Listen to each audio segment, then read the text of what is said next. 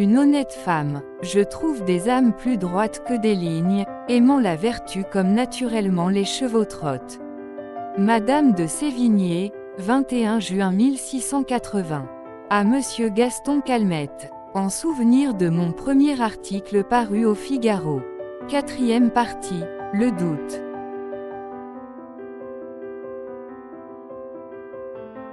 Paul Ferrière prit la route des fins.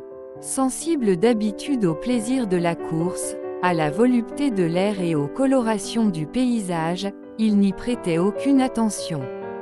Par instants il forçait de vitesse, puis il ralentissait brusquement. Cependant il tâchait de se raisonner. Berthe a toujours eu peur de ma femme. Je suis sûre que Germaine n'a pas quitté ses enfants de l'après-midi. Il cherchait des arguments pour étayer cette affirmation. J'ai visité le bois, les alentours de la maison, les jardins. Je l'aurais vue, elle n'aurait pas eu le temps de s'enfuir. Un instant après, il se disait que ses recherches avaient été bien rapides pour être complètes. Cependant il n'était pas de ces faibles caractères qui s'apprêtent à subir les catastrophes, avant qu'elles n'arrivent et semblent les hâter en les prévoyant.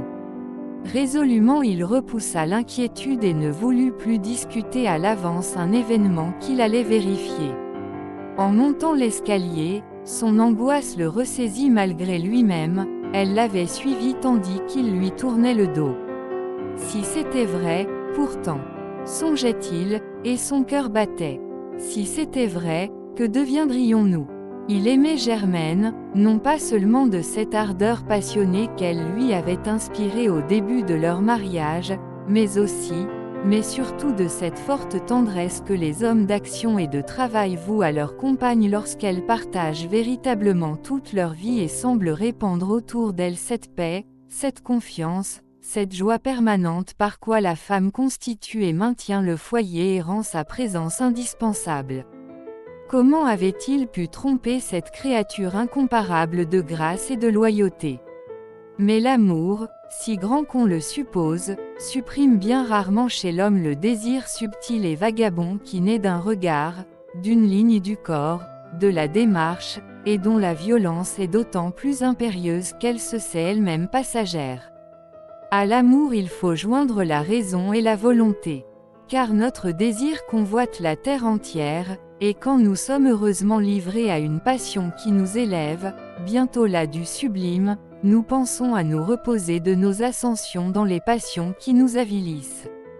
Aux yeux de Paul Ferrière, sa liaison avec Berthe de Chéran n'était et ne pouvait être qu'un caprice, un retour à ses anciennes habitudes galantes si difficiles à perdre une fois qu'on les a contractées, et susceptible de revenir brusquement, en coup de folie, au cours des existences les plus tranquilles et les mieux régularisées.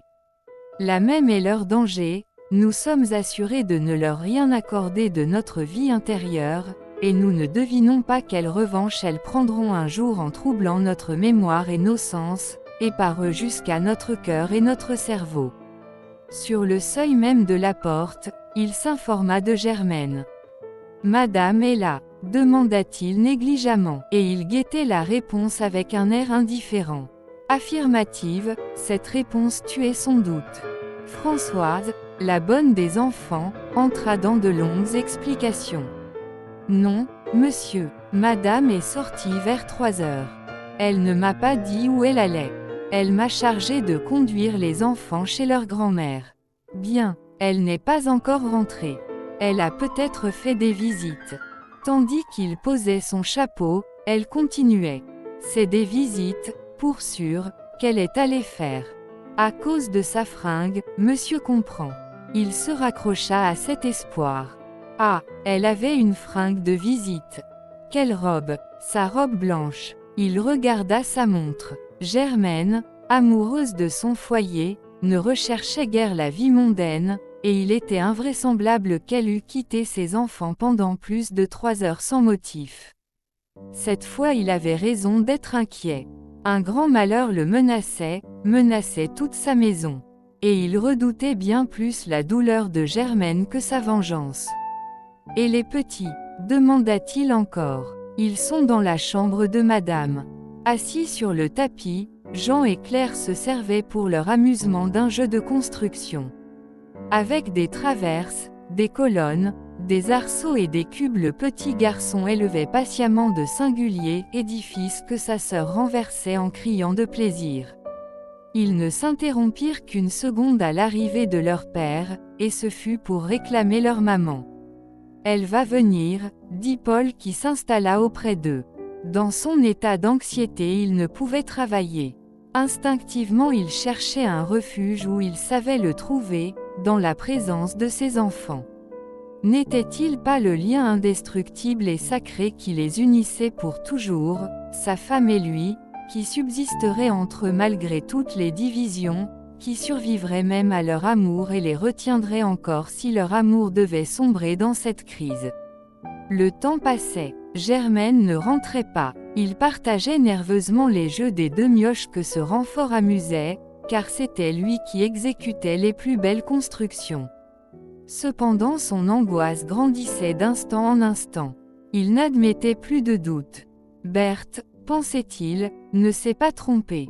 Elle sait, et déjà il préparait sa défense. Nous ne pouvons pas nous séparer. Je lui parlerai des petits. Elle me trouvera avec eux. L'horloge marquait 7h30. Il attendait sa femme depuis 1 heure. Une autre crainte peu à peu l'assaillait, et bientôt il ne souffrit plus que de celle-là. Pourvu qu'il ne lui soit pas arrivé malheur. Ne savait-il pas que dans son amour elle mettait sa vie entière? Ne connaissait-il pas sa douceur, sa tendresse, sa faiblesse même, toutes ces qualités d'amoureuse qui la désarmaient devant la preuve de la trahison, et la devaient livrer aux mortelles suggestions du désespoir? Si elle ne revenait pas, n'y tenant plus, il se leva pour sortir à sa recherche, quand on sonna. C'est elle. Il voulut prendre les 2 enfants. Jean lui échappa et courut à la porte. Mais il garda, non sans peine, la petite Claire qui voulait suivre son frère aîné et qui criait en agitant les jambes. « Maman, veux maman !» Cependant il attendait, immobile, le cœur glacé. On n'avait pas allumé les lampes. Les crépuscules, en juin, prolongent la durée du jour. Lentement l'ombre envahissait la chambre. Tenant son fils par la main, elle entra. À cause du soir il voyait mal son visage et ne distinguait que la forme blanche de sa robe. Il se taisait. « Bonjour, Paul », dit-elle la première, tout en embrassant la petite Claire qui se précipitait dans ses jupes. Et s'approchant de lui, elle lui tendit son front comme elle faisait d'habitude. Il l'effleura des lèvres et murmura d'une voix étranglée. « Bonsoir, Germaine ». Et il avait envie de la presser sur son cœur et de lui crier « N'est-ce pas, Germaine, nous nous aimons encore. Nous nous aimerons toujours. Rien ne peut plus nous séparer. Ne sais-tu pas comme je t'aime ?» Il subissait la réaction de son angoisse. Dans la détente de ses nerfs, après une si cruelle incertitude, il éprouvait le besoin de s'attendrir, et s'étonnait que son bonheur ne fût pas brisé. « Je suis en retard, je me suis arrêté à l'église un instant. » Il l'écoutait comme si elle lui confiait son amour pour la première fois, et, malgré son propre trouble, il lui sembla que la chère voix tremblait un peu en prononçant ces simples paroles. Tout à l'heure, quand il l'avait embrassée, ne l'avait-il pas senti tressaillir? Mais il avait à peine touché sa chair, et ne reconnaissait-il pas sa voix naturelle? Il n'osait pas encore se rassurer tout à fait et il acceptait la sécurité avec crainte. Elle quitta son chapeau. Il interrogeait avidement ses traits que l'ombre recouvrait. On passa à la salle à manger. « Gardons les enfants », lui dit-elle de son ton le plus ordinaire. « Ils iront faire dodo après le dîner. » Elle installa elle-même Claire et Jean sur leurs chaises ôtées, non sans soulever des protestations. Elle leur noua leurs serviettes autour du cou. La bonne voulut l'aider, mais elle s'y refusa. « Laissez-moi, Françoise, je ne les ai presque pas vus cet après-midi. »« Tu as fait des visites ?» demanda-t-il. « Oui, justement. » À la lumière de la lampe il vit enfin son visage et fut surpris de sa pâleur. Le sang qui avivait son teint de brune s'était retiré de ses joues. Morte, elle n'eût pas été plus décolorée. Mais ses yeux profonds qu'entourait un cercle noir avaient, au lieu de leur douce expression, un regard ferme qu'il ne lui connaissait pas. Devant ces changements qu'il observait, il fut repris de son doute. Elle sait, se dit-il. Elle se tait à cause des enfants. Le dîner se passa presque sans conversation. De leurs petites voix pointues les enfants se chargeaient de remplir les intervalles de silence. Encouragés par le mutisme de leurs parents, ils se livrèrent à toutes sortes de manifestations bruyantes et pénibles, et Jean finit par plonger les doigts dans un plat d'épinards. Se jugeant lui-même digne d'être grondé, il glissa autour de lui un regard sournois, mais son père ne souffla mot, et sa mère l'embrassa en riant. Elle eut beaucoup de peine à empêcher Claire de l'imiter. Paul, l'entendant rire, songeait. « Je suis fou. Si elle savait, aurait-elle ce calme, cette gaieté? Ou donc aurait-elle pris le courage de se taire? » Il l'avait toujours traitée en fillette, à cause de son cœur ingénu qui n'imaginait pas le mal et ne le comprenait pas. Aussi la supposait-il sans ressources et sans résistance devant les atteintes de la vie. Maintenant qu'elle avait commencé de rire, elle ne pouvait plus s'arrêter. Et ses yeux étaient pleins de larmes. Elle s'agitait à droite et à gauche pour faire manger les deux petits et oubliait de manger elle-même. Après le dîner, elle prit Claire et Jean par la main et leur dit « Embrassez votre père et venez vous coucher. » Elle les conduisit dans leur chambre et aida leur bonne à les déshabiller. Paul se retira dans son cabinet de travail, alluma une cigarette, parcourut les journaux de la veille et les rejeta sans remarquer leur date, avec cette réflexion méprisante. Ils disent toujours la même chose. Il ouvrit le dossier d'une affaire qu'il devait plaider le lendemain. Mais il ne réussissait pas à fixer sa pensée. Un visage pâle, si émouvant dans sa pâleur, s'interposait entre les papiers et son regard.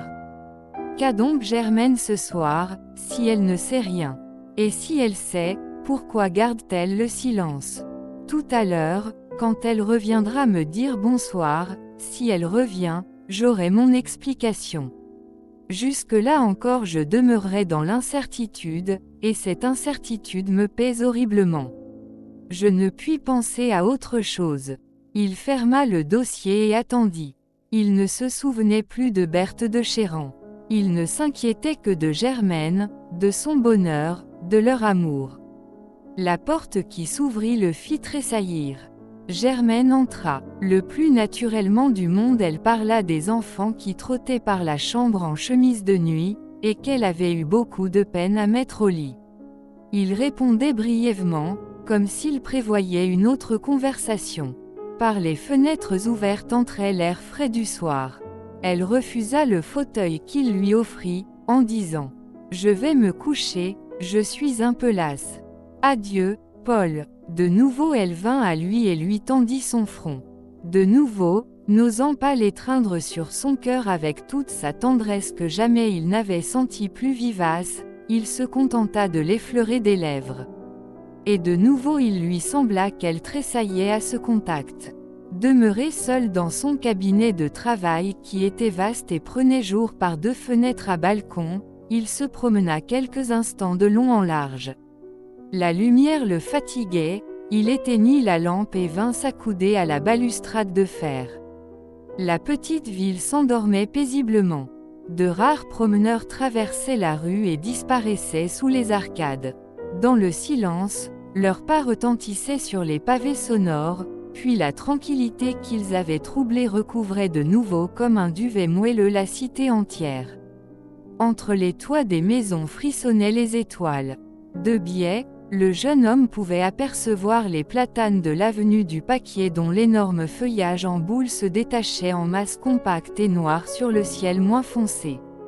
Des bouffées d'air léger montaient jusqu'à lui et lui apportaient la fraîcheur des eaux voisines et des montagnes lointaines. Comme il ferait bon vivre ce soir, songeait-il, comme il ferait bon vivre sans le doute qui m'étouffe.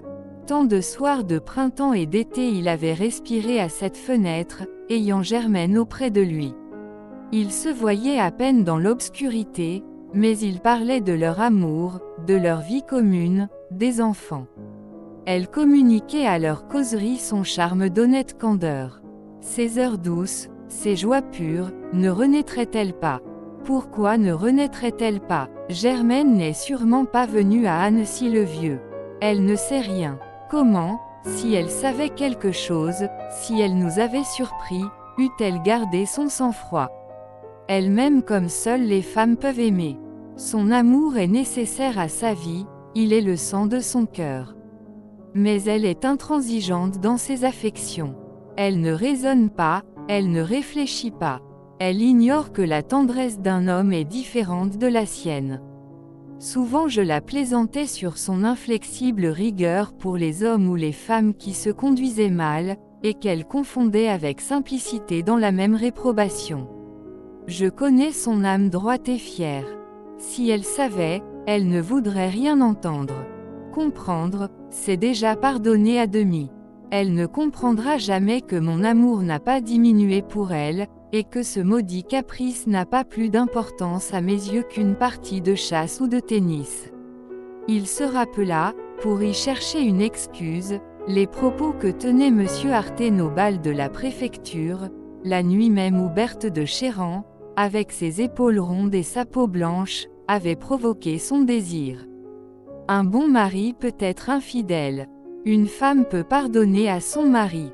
Quelquefois elle l'aime davantage encore. Puis il se souvint du joli dédain que Germaine manifestait pour ses théories. La vie est si simple, disait-elle, surtout quand on est heureux. Oui, la vie était simple. Le bonheur était installé dans sa maison. Et lui-même avait entrepris de l'enchasser. Il s'emporta contre sa maîtresse qu'il ne désirait plus. Cette petite créature m'avait averti, à cette même soirée qui joue dans ma destinée un rôle imprévu, prenez garde. Votre femme n'est pas de celles qui pardonnent. Elle se vengera. La vengeance ne se serait pas fait attendre, Germaine ne serait rentrée ici que pour emmener ses enfants. Nos enfants. Elle est restée, donc elle ne sait rien. La logique lui imposait cette conclusion. Et la logique ne le rassurait pas. Il n'éprouvait à l'endroit de sa liaison, qu'il considérait d'ailleurs comme rompue, que cette contrition très imparfaite qu'inspire aux pécheurs la crainte de l'enfer et aux voleurs la crainte de la prison. Les conséquences inattendues qu'elle risquait d'entraîner lui paraissaient hors de proportion avec la médiocre importance qu'il lui attribuait. Comme s'il nous était donné de mesurer les résultats de nos passions et de fixer nous-mêmes, à notre fantaisie, leur degré de gravité, leur force et leur durée. Ainsi que la plupart des hommes, il traitait avec indulgence les choses de la chair quand ce sont des hommes qui en tirent leur plaisir. Paul redoutait la blessure que la découverte de cette passade pouvait causer à Germaine, et il se demandait avec angoisse si cette blessure ne serait pas mortelle. Mais, de remords véritables, il n'en avait pas. Il ne désirait plus sa maîtresse, et il n'avait pas cessé d'aimer Germaine. Que celle-ci ne sût rien et tout rentrait dans l'ordre. Il se remit à raisonner, et cette fois il le fit dans un sens différent. Ma femme est sortie à 3 heures, pour rentrer à 7h30. Elle devait aller chez sa mère avec les enfants. Elle a changé de projet. Elle ne passe jamais tout un après-midi sans les enfants. J'ai toutes les peines du monde à obtenir qu'elle ne rende pas trop tardivement les visites qu'on nous fait. Elle est donc allée à Annecy-le-Vieux. Elle sait, mais pourquoi garde-t-elle le silence? Il ne pouvait se débarrasser de son doute. Et ce doute lui pesait comme un manteau de plomb sur les épaules. Il s'attendait, en rentrant, à la sécurité parfaite, ou bien à quelques scènes douloureuses de désespoir et de colère, ou, pis encore, au départ de sa femme, et voici qu'il ne rencontrait ni l'une ni l'autre des éventualités qu'il prévoyait. À cette prolongation de l'incertitude il n'était pas préparé. Ne parvenant pas à s'expliquer la conduite de Germaine dans le cas où elle connaîtrait sa trahison, il crut, il voulut croire à une ignorance qui le favorisait. Là d'agiter de stériles arguments, il se coucha, décidé à dormir sur cette conviction. Vainement il poursuivit le sommeil. À 2 reprises, il se leva. Pieds nus, à pas de loup, il vint à la porte de la chambre voisine qui était celle de sa femme. Piquetennant son souffle, il écouta. La première fois, il s'imagina percevoir des sanglots étouffés. La seconde, il se persuada de son erreur. Au matin, il s'endormit lourdement. Quand il se réveilla, il se leva en hâte pour se rendre au palais où il plaidait. En déjeunant, il demanda des nouvelles de Madame, à la bonne des enfants. Madame, répondit Françoise, a un peu de migraine. Mais elle pense se lever pour déjeuner. Bien, il rentra en retard, fatigué de sa plaidoirie qu'il n'avait pas suffisamment préparée et qui lui avait ainsi réclamé un effort plus violent et une étude plus rapide. Germaine l'accueillit avec son clair sourire accoutumé. Elle s'excusa de sa mauvaise mine. Elle avait sa pâleur de la veille, et le cercle noir qui entourait ses yeux s'était encore élargi. Rien n'était changé dans leur vie, et leur bonheur était mort. Si la vidéo vous plaît ou encore vous a-t-elle été utile, veuillez nous faire signe dans le commentaire et abonnez-vous, pour ne pas rater la suite. N'oubliez pas de nous laisser un pouce bleu pour nous encourager.